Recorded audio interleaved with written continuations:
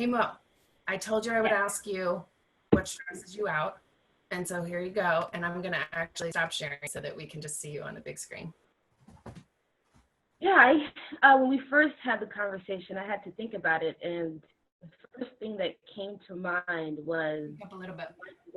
microaggressions. Um, and by that, I mean just kind of those small, consistent comments and slights that you get pretty much on a daily basis. Um, but it's interesting because I think I have always experienced microaggressions, but it wasn't until I started doing this work that I was able to articulate what it was. On the, I grew up in Atlanta, Georgia, so it's in the South, and it was sort of normalized. The different stares, the different comments about, why are you here, or things about my hair or my appearance, and I just sort of kind of I internalized it, but it was kind of like, these are just comments that you're just going to be getting.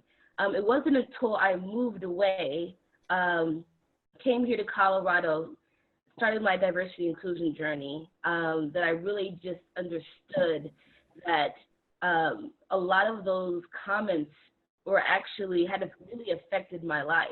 And I think the hardest part and why it causes so much stress is that, in a lot of those situations, I never really felt able to speak up. I always felt like I had to hold in my emotions because I was afraid of, damaging relationships that I had worked hard to build, damaging, you know, my own, my own status. And I think the hardest part was that a lot of these microaggressions that I got were from people that I knew, um, and people that I had called friends and people that I had trusted. And so it wasn't just like the one-off comments, it was the accumulation of it. When you have to suppress and hold in all of those emotions every single day, by minute, by month, and it accumulates over time, and it really starts to, you know, mess with your wellness, and your emotional health, having to harbor in all of those emotions and not being able to express it.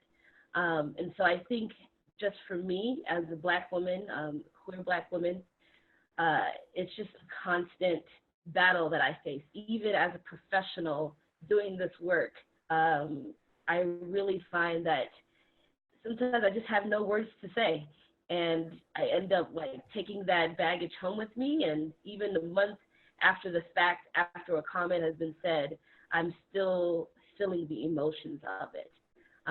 So I feel like that is probably my biggest stressor.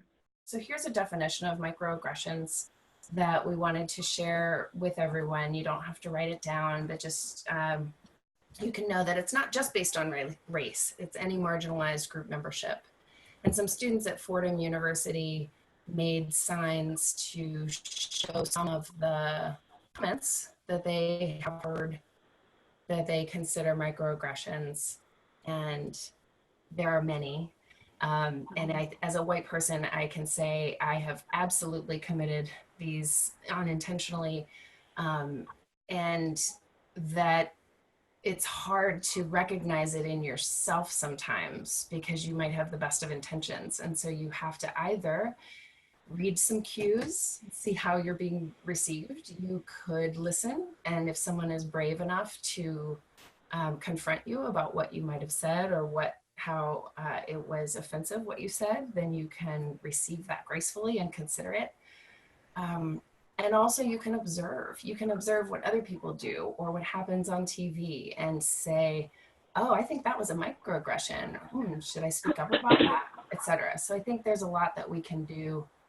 And Mo, I really appreciate your story about the cumulative effect of the stress of this kind of thing. I know that when something happens to me that I perceive as um, a threat, it hangs with me, it stays with me for a while, and it's hard to get Mm-hmm. rid of. It's hard to Yeah, just shrug it off. So that is going to take a lot of practice in order to be able to really let it go.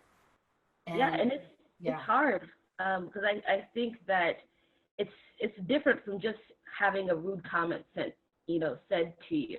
Microaggressions cut a little deeper because there's hidden messages in these comments. When people say, no, where are you really from? The hidden message is, oh, you don't look like you're from here. You don't look American. Do you really belong here?